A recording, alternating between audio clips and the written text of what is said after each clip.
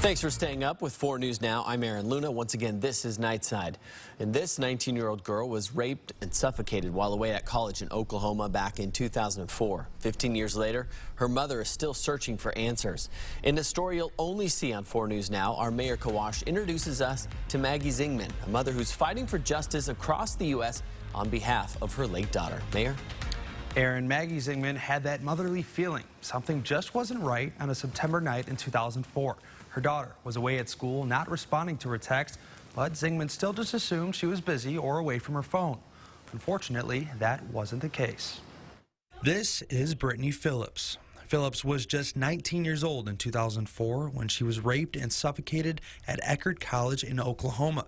Today, her mother is still searching for the man responsible of taking her daughter's life. I left that typical mom message. I said, Brittany, just call me. I know you're okay, but I'm worried. And then it was 1 a.m. the next morning that I got a knock on my door and your daughter's been murdered. Zigman says the police were able to pull DNA from the scene, giving her hope of at least solving the case.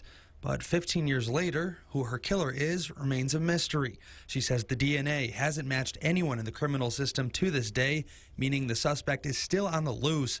But that's where her mission comes in, with hope of not letting that happen any longer. A lot of these dangerous people remain in these states and they're, not getting convicted, so their DNA is not in the system. Right now in Washington, DNA isn't taken from a suspect until they're convicted of the crime.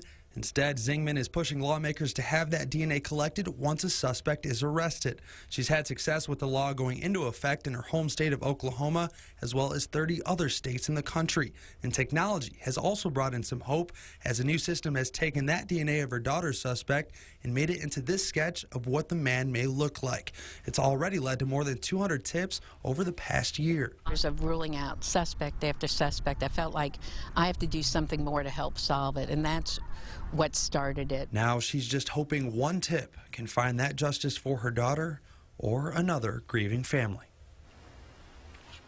Zigman says these trips across the country energize her. She says a woman saw her car on the streets in Spokane earlier today and sent an email wishing her the best. She says that alone makes this all worth it for her. Aaron? Thank you, Mayor.